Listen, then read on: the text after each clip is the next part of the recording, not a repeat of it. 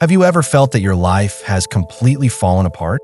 That devastating feeling that everything you built has simply ended, as if every brick of your existence had been removed, leaving only ruins where dreams and hopes once stood? Imagine losing your home, your family, and your future all at once.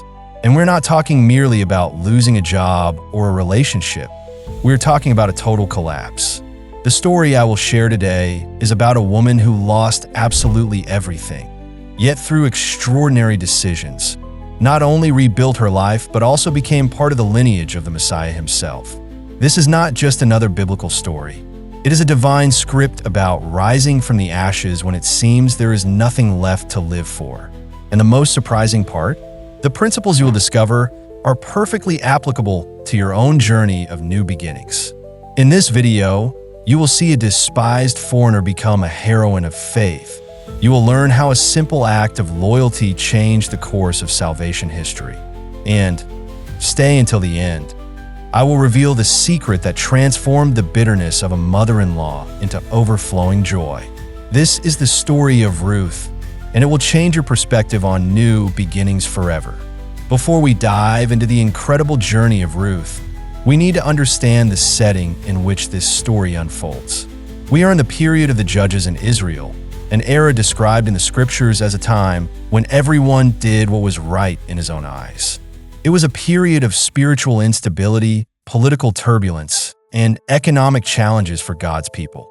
Amid this chaos, we find a family from Bethlehem of Judah, Elimelech, his wife Naomi, and their two sons, Mahlon and Chilion. When a severe famine struck the land, Elimelech made a drastic decision to take his family to live in Moab, a neighboring country, but also a pagan nation with which Israel historically had a hostile relationship. What makes this story so intriguing is that, through a series of seemingly tragic events, a Moabite woman, a descendant of a people considered enemies of Israel, would eventually become the great-grandmother of King David and part of the very lineage of Jesus Christ. How is this possible? What caused a foreigner from a despised people to become so crucial to the divine plan? And perhaps most intriguingly, what drove Ruth to make a decision that would define not only her future, but also the future of redemption history, when she chose to follow her impoverished mother-in-law rather than return to the safety of her own people? The answer to these questions will reveal powerful principles that can transform your own experiences of loss into extraordinary new beginnings. The journey begins with a family fleeing from famine. Elimelech, whose name ironically means "my God is king," appears to have lost his confidence in divine provision when he decided to take his family to Moab.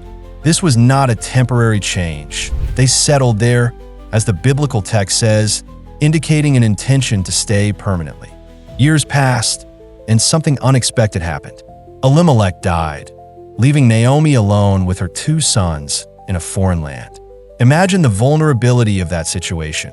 An Israelite widow in a foreign country, without the protection of her husband, trying to raise two sons far from her familial support network. Naomi's sons grew up and married Moabite women, Orpah and Ruth. At that time, this was extremely controversial. The Israelites were strongly discouraged from marrying people from other nations, especially Moabites, who were descendants of an incestuous relationship between Lot and his daughter, as recorded in Genesis. Moreover, the Moabites had a history of antagonism against Israel, having hired the prophet Balaam to curse God's people during their journey through the desert. For about 10 years, they lived as a mixed family in a foreign land. Then tragedy struck again. Both of Naomi's sons, Mahlon and Chilion, died. The biblical text does not tell us how they died, whether by disease, war, or accident. We only know that suddenly 3 women found themselves widowed together, without children, without male protection in a patriarchal society, and without visible means of support. Naomi's situation was particularly devastating in the culture of that time. Without a husband, without sons, and without grandchildren, she had not only lost her loved ones, but also her place in the social structure and her future security. In a society where women depended on male protection, Naomi was completely vulnerable. It was then that she learned the famine in Israel had ended. Like a light at the end of a dark tunnel, Naomi saw a possibility for return. She decided to go back to Bethlehem, her hometown, where she at least would have some family and community connection. Naomi, with a broken yet realistic heart, encouraged her daughters-in-law to return to their mother's houses. "Return, each of you, to your mother's home," she said. "May the Lord be gracious to you, just as you were kind to those who died and to me." She kissed them, and all began to weep loudly. Here we witness a moving moment of farewell. Naomi releases her daughters-in-law to rebuild their lives. She recognizes that, as young Moabite widows, they would have better chances of remarrying and rebuilding their lives among their own people than following a bitter, elderly mother-in-law to a foreign country where they would be regarded with suspicion. After much urging from Naomi, Orpah finally accepted the offer. With tears, she kissed her mother-in-law and set off to rebuild her life among her own people. A completely understandable and rational decision. But Ruth did something extraordinary. The text says, "But Ruth clung to her." And then comes one of the most moving and profound speeches in the entire Bible. Ruth declares, "Do not urge me to leave you or to turn back from following you. For where you go, I will go, and where you lodge, I will lodge. Your people shall be my people, and your God my God. Where you die, I will die, and there will I be buried. May the Lord do so to me, and more also, if anything but death parts me from you." This declaration of loyalty, known as one of the most beautiful texts in world literature, represents far more than an emotional bond between a daughter-in-law and her mother-in-law. It represents a radical decision to abandon security, cultural identity, and future possibilities in favor of choosing a path of uncertainty, poverty, and hardship, but also of fidelity and new purpose. What we have just seen is extraordinary. It is easy to read this story as a distant account of people who lived thousands of years ago. But think for a moment. Have you ever faced a moment in life when you had to choose between security and loyalty? Between the easier path and the more meaningful one? Ruth's decision would be like someone today abandoning a comfortable life, a valuable passport, and all their family connections to follow an elderly, resourceless person to a country where she would be regarded with suspicion and prejudice. And there was no guarantee that things would improve. This story teaches us that some new beginnings require us to leave something behind. Sometimes, it takes courage to abandon the familiar and embrace the unknown when we feel we are following a higher calling. Before we continue, I want to invite you to subscribe to this channel. We have many deep biblical stories like this one to share, stories that can bring a new perspective to the challenges you face today. And do not forget to click the bell so you are notified whenever we release a new video. Now, I want to hear from you in the comments. What is the greatest loss you have ever faced, and how did you cope with it? Your experience may encourage others who are going through difficult times right now. Naomi and Ruth arrived in Bethlehem at the beginning of the barley harvest, a seemingly minor detail that the biblical author includes, but which will prove to be profoundly significant. Their arrival caused quite a stir in the small town. "Is that really Naomi?" the women asked, scarcely recognizing the woman who had left years before. Naomi's response reveals the depth of her pain. "Do not call me Naomi," which means pleasant. "Call me Mara," which means bitter. For the Almighty has dealt very bitterly with me. I went away full, and the Lord has brought me back empty. Why do you call me Naomi? The Lord has struck me. The Almighty has made my life very bitter. Imagine the scene. A woman who left with her husband and 2 sons, full of hope for better days, now returning with nothing except a foreign daughter-in-law. From Naomi's perspective, God had turned against her. But what she did not realize at that moment was that God was weaving a much larger tapestry whose beauty she had yet to see. Observing the desperate situation they found themselves in, 2 widows without support, Ruth took the initiative. She said to Naomi, "Let me go to the fields and glean among the sheaves behind anyone in whose eyes I might find favor." This was no trivial request. Ruth was setting out to perform one of the humblest and potentially most dangerous tasks available to the poor at that time. A gleaner was someone who followed the reapers. collecting the grains that they left behind. It was work for the most needy, widows, orphans, and foreigners, and exposed women to the scorching heat, grueling labor, and sometimes even abuse. The Mosaic Law, Leviticus 19, 9-10, and Deuteronomy 24, 19-22, commanded that the Israelites deliberately leave part of the harvest for the poor. It was a divinely instituted social welfare system, but gleaning was still extremely arduous, and for a Moabite foreigner, there was the additional risk of hostility. The biblical text then presents us with an apparently casual, yet deeply revealing phrase. By chance, Ruth happened to glean in the field belonging to Boaz, who was of the clan of Elimelech. By chance, this small phrase hides a profound truth about how God works in our lives. What appears to be coincidence from our limited human perspective is often the invisible hand of God directing events. Of all the fields around Bethlehem, Ruth, by chance, ended up in the field belonging to a relative of Naomi's deceased husband, a man who was rich, respected, and, as we will soon discover, of exceptional character. Boaz arrived from Bethlehem and greeted the workers. "The Lord be with you," and they responded, "The Lord bless you." Immediately, we realize that Boaz was a man of faith, respected by his workers. His gaze fell upon Ruth, and he asked the overseer, "Whose young woman is this?" The overseer explained that she was the Moabite who had returned from Moab with Naomi, and that she had asked for permission to glean and had worked tirelessly since morning, with only a brief rest. What happened next changed everything. Boaz approached Ruth and said, "My daughter, listen to me. Don't go and glean in another field, and don't stray from here. Stay with my workers. Watch where they are reaping and follow them. I have ordered the men not to lay a hand on you. And when you are thirsty, drink from the water they have drawn."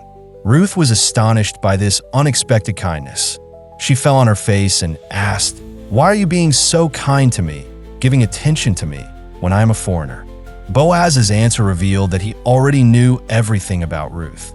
"They have told me all that you did for your mother-in-law after your husband died, how you left your father and your mother in your native land, and came to live with a people you did not know before. May the Lord repay you for what you have done. May you be richly rewarded by the Lord, the God of Israel, under whose wings you have taken refuge." More than a simple act of kindness, Boaz recognized Ruth's genuine faith. He saw in her a woman who had chosen the God of Israel, who had demonstrated extraordinary loyalty, and who was willing to work hard for those she loved. Boaz went beyond mere provision. At mealtime, he invited her to eat with the workers, served her food, and, secretly, instructed his men, "Let her glean among the sheaves. Do not let her be reproached. And also, let her gather some handfuls from the bundles and leave them for her, and do not rebuke her." At the end of the day, Ruth gathered what she had gleaned and managed to collect about an ephah of barley, approximately 10 to 13 kilograms, an extraordinary amount for a gleaner in one day. When she returned to the town and showed Naomi the result of her work, including the leftovers from the meal that she had saved for her mother-in-law, Naomi was amazed. "Where did you glean today?" Naomi asked. "What did you work? Blessed be the man who showed interest in you." When Ruth mentioned the name of Boaz, Naomi immediately saw the hand of God at work. "May the Lord bless him," she exclaimed. "He has not failed to show kindness to both the living and the dead. That man is our close relative. He is one of our redeemers." This reference to a redeemer, in Hebrew, Goel, is crucial to understanding what is to come. Under Israelite law, a close relative had the responsibility to redeem or protect the interests of family members in distress by buying back properties sold in times of need, redeeming relatives from slavery, or even marrying the widow of a deceased relative to continue his name. Suddenly, a ray of hope emerged in Naomi's desolation. Through Ruth's loyalty and the divine coincidence that led her to Boaz's field, a possibility for redemption began to appear on the horizon. Let us briefly recapitulate the journey so far. We saw how Ruth, after losing her husband, made the courageous decision to follow her mother-in-law Naomi to a foreign land. Instead of seeking security among her own people, She chose loyalty to Naomi and to the God of Israel by declaring, "Your people shall be my people, and your God my God." Arriving in Bethlehem as a foreign, impoverished widow, Ruth was not paralyzed by adversity. She took the initiative, went to glean in the fields, demonstrating humility, courage, and a willingness to work hard. And then, what appeared to be mere coincidence revealed itself as divine providence when she by chance ended up in the field of Boaz, a family relative, a man of integrity, and someone who could act as a redeemer for Ruth and Naomi. What comes next is extraordinary. Naomi, who until then saw herself as abandoned by God, began to glimpse possibilities for restoration. She devised a bold plan to secure a future for Ruth, a plan that would test Ruth's courage and Boaz's integrity. In the coming moments of the video, you will see how Ruth, following her mother-in-law's advice, will take a bold initiative during the night at Boaz's threshing floor. You will see how Boaz responds with extraordinary integrity and how an unexpected obstacle arises, a closer relative with the prior right of redemption. And most fascinating of all, we will witness how Ruth's personal redemption story intertwines with the greatest redemption story that God was writing, one that would even reach the lineage of the Messiah. Prepare to discover how gleaning transforms into restoration, how loss transforms into legacy, and how apparent coincidence reveals God's meticulous plan. After weeks of Ruth working in Boaz's fields, the barley and wheat harvest was nearing its end. Naomi, realizing that they needed to act before the opportunity was lost, devised a bold plan. "My daughter," Naomi said to Ruth, "I must find a safe home for you, where you will be well cared for. Boaz, in whose workers you have been, is our close relative. Tonight, he will be threshing barley at the threshing floor. Wash yourself, perfume yourself, dress in your best garment, and go down to the threshing floor. But do not let him see you until he has finished eating and drinking. When he lies down, note the place where he is lying. Then go uncover his feet and lie down. He will tell you what to do." To understand this plan, we need to grasp some cultural aspects of that time. The threshing floor was a flat place, usually on a hill, where the grain was separated from the chaff. During the harvest season, it was common for the owner to sleep at the threshing floor to protect the harvest. The act of uncovering the feet and lying down was a custom of the time, a symbolic way for a widow to request that her close relative fulfill his duty as redeemer. This plan required extraordinary courage from Ruth. She was risking her reputation. If seen alone at night with Boaz, she might be deemed a woman of questionable character. She was also placing herself in a vulnerable position, both physically and emotionally.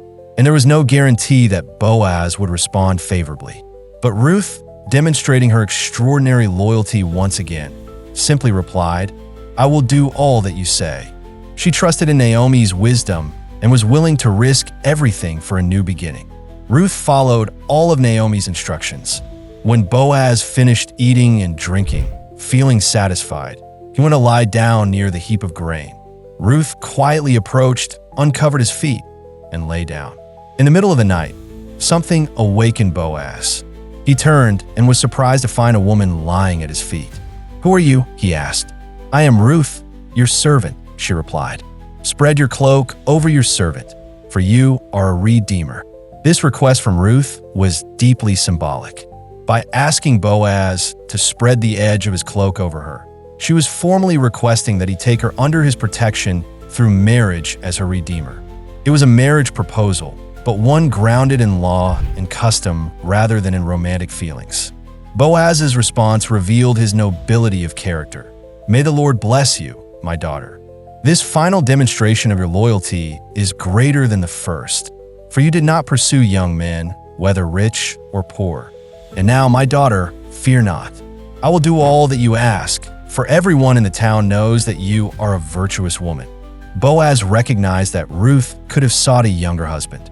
Instead, she was following the path of familial loyalty by seeking a redeemer for the lineage of her deceased husband. Boaz valued that integrity, but then he revealed a complication. "Although it is true that I am a redeemer, there's a redeemer who is closer than I am. Stay here tonight, And in the morning, if he wishes to redeem you, well and good, let him redeem you. But if he is not willing, as surely as the Lord lives, I will redeem you. Remain here until dawn." This was a crucial moment in the story. Boaz could have ignored the existence of this other relative and simply taken Ruth as his wife. But his integrity would not allow such action. He was determined to follow the proper legal process, even if it meant losing the opportunity to marry Ruth. Ruth remained lying at his feet until dawn, but she got up before anyone could recognize her, for Boaz had said, "No one is to know that a woman came to the threshing floor." Before she left, he gave her 6 measures of barley, saying, "Do not return to your mother-in-law empty-handed." When Ruth returned and recounted everything to Naomi, Naomi replied confidently, "Wait, my daughter, until you see what will happen.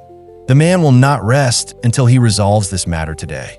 Naomi recognized in Boaz not just a man of means, but a man of his word, someone who, having assumed a responsibility, would not rest until it was fulfilled. For the first time, we see Naomi's bitterness beginning to transform into hopeful expectation. Pause for a moment and reflect on what we have seen so far. What are the chances that a foreign widow would end up exactly in the field of a rich and kind relative of her deceased husband? What are the chances that this man would be not only wealthy, but also a person of exceptional integrity? And what are the chances that all of this would happen just as the harvest was beginning, providing immediate work and sustenance? The book of Ruth shows us how God often works not through spectacular miracles, but through seemingly ordinary coincidences and the everyday decisions of common people. God is constantly weaving the threads of our circumstances, relationships, and choices into a greater pattern that we often cannot see at the moment. Perhaps you're going through a period of devastating losses in your own life. Perhaps, like Naomi, you feel that God has turned against you. But the story of Ruth reminds us that even in the darkest moments, God continues to work behind the scenes. New beginnings are rarely quick or easy. Ruth did not leave Moab and immediately find security and prosperity. She had to make courageous decisions. She had to humble herself to work in the fields as a gleaner. She had to follow wise counsel and take calculated risks. A new beginning involves hard work, patience, and faith. But we also see how Ruth's losses paved the way for opportunities she would never have encountered had she not passed through the valley of sorrow. Had her first husband not died, she would never have met Boaz. Had she not become poor, she would never have gone to glean in his fields. It is important to remember that new beginnings often do not mean recovering exactly what was lost, but rather discovering a new path. One that sometimes turns out to be even more blessed than the one before. If you're interested in other biblical stories that can shed light on your own challenges, I recommend watching our video about Joseph of Egypt and how he teaches us to prosper in times of crisis, or our message about how David faced his own giants. You will find links in the description of this video. The next morning, Boaz went to the city gate, the center of public and legal life in Bethlehem. There, he sat and waited until the closer relative, the first in the line of redemption, came by. "Come here, my friend, and sit down," Boaz called. Boaz then gathered 10 of the town's elders as official witnesses. This was not to be a private agreement, but a proper legal procedure conducted with integrity and transparency. Addressing the relative, Boaz said, "Naomi, who returned from Moab, is selling the piece of land that belonged to our relative Elimelech. I thought I should inform you and suggest that you buy it in the presence of these elders. If you want to redeem the property, do so. If not, let me know so that I may proceed, for you have the first right of redemption, and I come after you." The man replied, "I will redeem it." But then Boaz added a crucial detail. "On the day you buy Naomi's land, you will also acquire Ruth the Moabitess, the widow of Mahlon, in order to preserve the name of the deceased with his property." This was the law of levirate, as described in Deuteronomy 25. When a man died without children, his brother or a close relative was supposed to marry the widow. The first child of that marriage would be considered the deceased child, ensuring that his name and lineage continued. Upon hearing this condition, The closer relative quickly changed his mind. "I cannot redeem her, for I might endanger my own inheritance." "You redeem her." "I cannot do it." The true motivations of this man are not explicitly stated in the text. Perhaps he was already married and did not want the complications of another marriage. Perhaps he was reluctant to invest in a property whose firstborn would not be considered his own heir. Or maybe he harbored prejudice against Moabites. Regardless of the reason, his refusal paved the way for Boaz. To seal the agreement, the man removed his sandal and handed it to Boaz, a legal custom of the time, to confirm a transaction. Boaz then formally declared before the elders and the whole town, "Today you are witnesses that I am redeeming from Naomi all the property of Elimelech, Chilion, and Mahlon. I also acquire Ruth the Moabitess, the widow of Mahlon, as my wife, so that the name of the deceased will not be erased from among his relatives or from the records of the town." "You are witnesses." The elders and everyone at the gate responded, "We are witnesses. May the Lord make the woman who is coming into your home like Rachel and Leah, who together built the house of Israel. May you prosper in Ephrath and be renowned in Bethlehem. And through the children the Lord gives you from this young woman. May your family be like that of Perez, which Tamar gave to Judah." Thus, Boaz took Ruth as his wife. And when he lay with her, the Lord enabled her to conceive, and she bore a son. The circle of redemption was being completed. What began with death and departure from Bethlehem now resulted in life and return. The women said to Naomi, "Blessed be the Lord, who has not left you without a redeemer today. May he become renowned throughout Israel. He will renew your life and sustain you in your old age. For he was born of your daughter-in-law, who loves you and is better to you than 7 sons." Notice the extraordinary transformation in Naomi. The woman who had returned empty-handed and bitter, who had asked to be called Mara, bitter, was now celebrated as blessed. The woman who thought that God had turned against her now saw tangible evidence of divine kindness. The baby was named Obed, which means worshiper or servant. Naomi took the boy into her arms, becoming his guardian. The woman who had lost her 2 sons now had a grandson to love and raise. A grandson who, ironically, existed only because she had lost her sons and her daughter-in-law had remained loyal to her. And then, almost as an unexpected addendum, the author of the book of Ruth reveals the true magnitude of this seemingly small story. Obed was the father of Jesse, who was the father of David. With this simple genealogy, we suddenly understand that this was not merely a story about the personal redemption of 2 widows. It was a crucial link in the redemption history of all humanity. Through Ruth's loyalty, King David was to be born, and from David's lineage, eventually the Messiah, Jesus Christ, would come. The Moabite foreigner, once excluded from God's people because of her nationality, not only found acceptance among the Israelites, but became an ancestor of the Savior of the world. The scriptures, which often trace lineages only through men, mention Ruth by name in the genealogy of Jesus in Matthew 1, an extraordinary recognition of her role in the divine plan. What began as a story of devastating loss ended not only with personal redemption, but with an impact that would extend for generations and change the course of human history. The story of Ruth is one of the most beautiful narratives of new beginnings in the Bible. It began with a series of devastating losses: the loss of a homeland due to famine, the loss of a husband and sons, the loss of security and identity. But it ended with restoration beyond any reasonable expectation. Let us recapitulate the principles that Ruth teaches us about beginning again after devastating losses. First, loyalty in difficult times opens doors that self-interest could never open. When Ruth declared to Naomi, "Your people shall be my people, and your God my God," she had no idea of the blessings that decision would bring. She simply chose the path of loyalty over convenience.